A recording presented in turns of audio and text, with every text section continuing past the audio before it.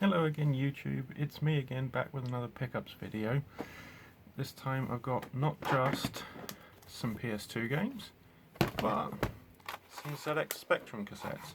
Right, I'll start with the cassettes because, I mean, they're going to be quite easy to get rid of. There's very little you can do to clean or protect a cassette. In fact, if you do anything to the tape, you're more likely to damage it than not. So the only thing you can really do is see what kind of condition it's in, rewind it, and be careful of it. Unfortunately, my tape player is broken recently, so I'm not going to be able to test these until I get another one. But what I've got here is the Curse of Sherwood, which is quite fun but extremely hard. Unfortunately, when my tape player bust, it took this and the Incredible Shrinking Fireman with it. It absolutely screwed up the tapes. So I bought a couple of replacements from eBay. This is one I remember playing as a kid, but the tape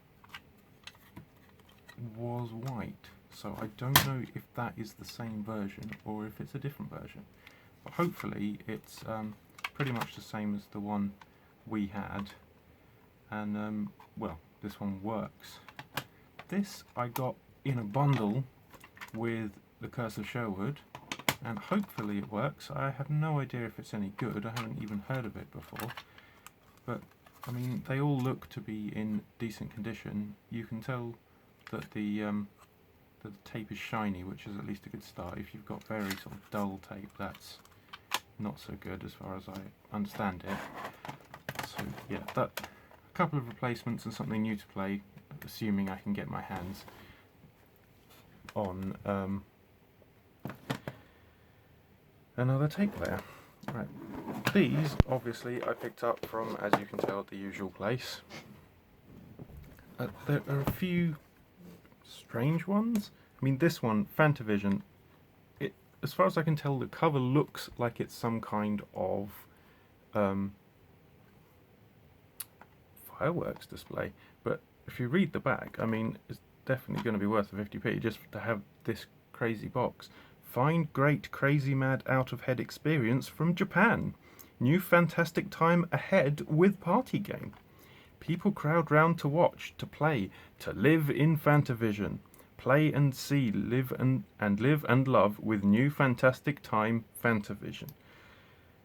Okay, that sounds very badly translated from Japanese and probably means this is very weird and interesting. But if you look at the pictures at the back of the box, it just looks like a crazy fun fireworks display. So I mean, I think for 50p, that's going to be pretty entertaining. Obviously, let's have a look inside. We've got a manual and a disc, and as far as I know, the disc's in decent condition. A bit scratched, but the main thing I'm looking for is for it to work.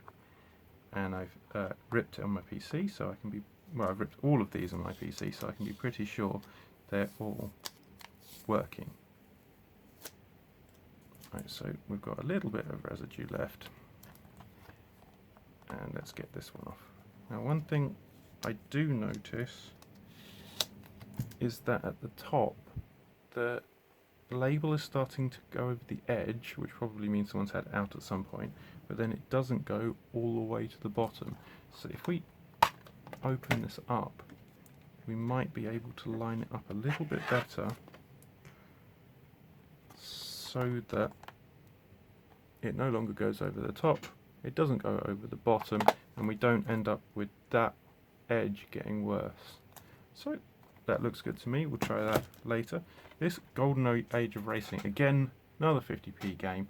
I just looked at it and thought, that looks like it could be fun. It is literally racing from the age where crashes happened literally all the time, often fatal, which isn't good, but at the same time,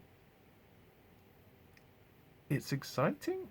I'm not sure I should be, but the era of we have to make things go as fast as possible regardless of the safety. I think some of the safety restrictions they put in modern racing have made it a little bit less entertaining. I mean, if you include like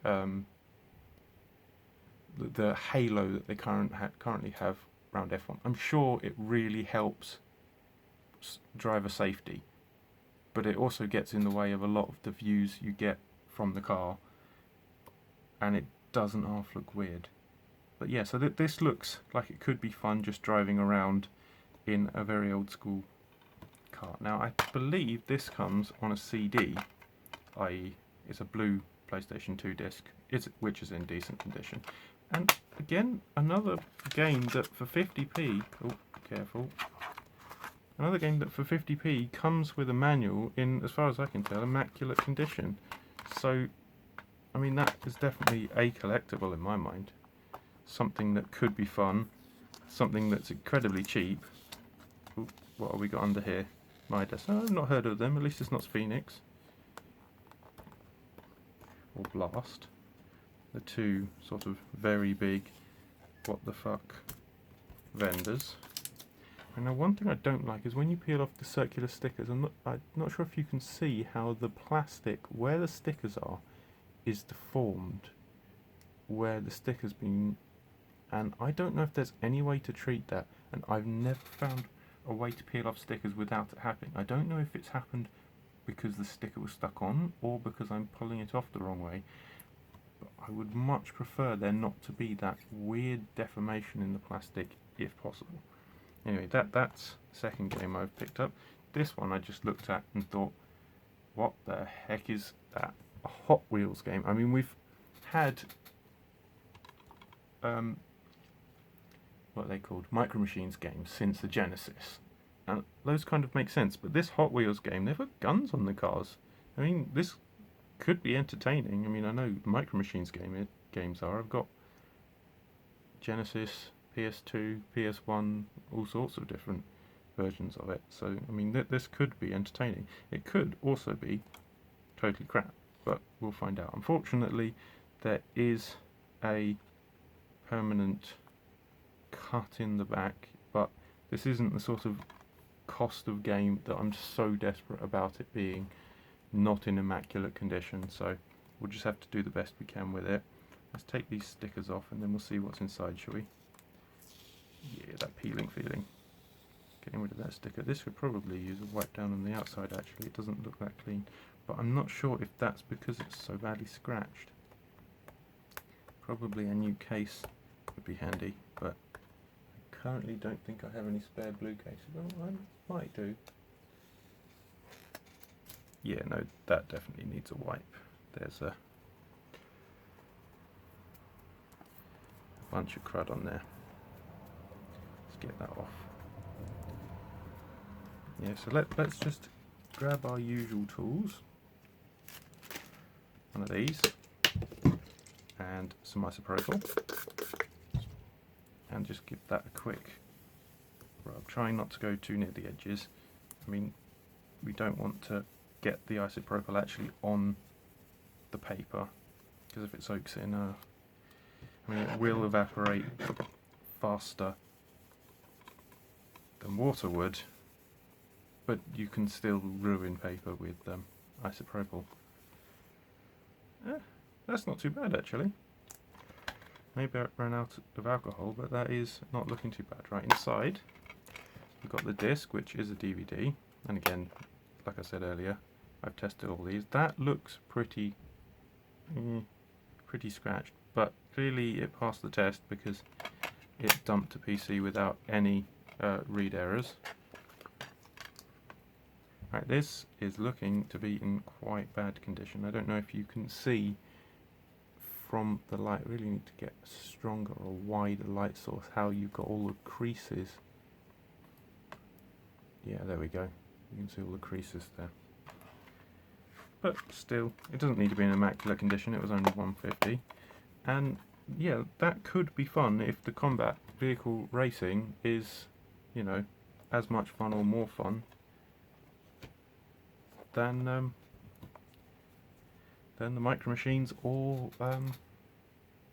possibly the other game I was thinking of, Twisted Metal games. They were always a lot of fun, battle cars, and they were cars versus cars, so PvP. So I mean, it could be like that, but I doubt it. I've got the feeling, since it's Hot Wheels and they are very similar to Micro Machines, it's more likely to be similar to that.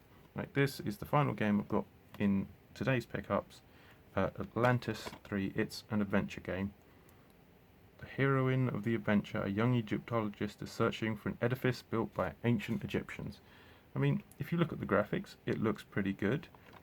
It's quite weighty because there's the receipt in it, because it's got the manual, which is pretty good. It's in nice condition. It's smooth and not being abused. Let's get rid of that.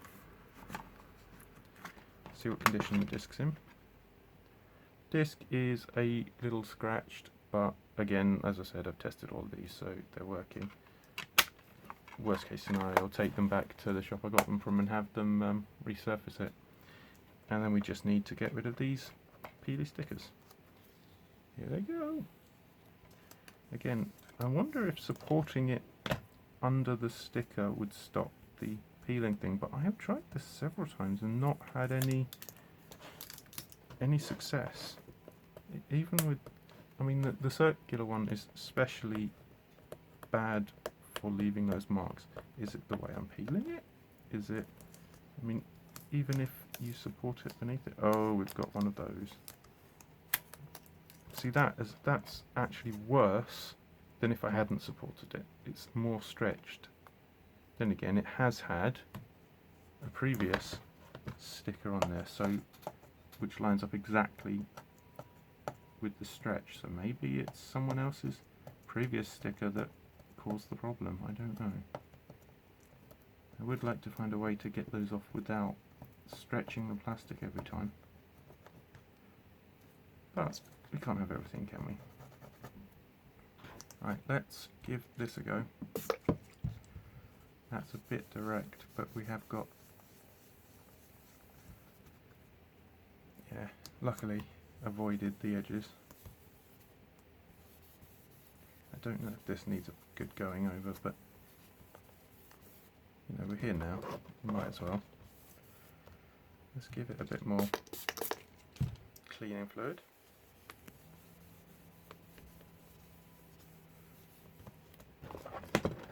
Ooh, that stings. Got a cut on my thumb, and that means now I've got, yeah, it's definitely getting cleaner. It's nicer not to be putting all that grub on my shelves with my other games.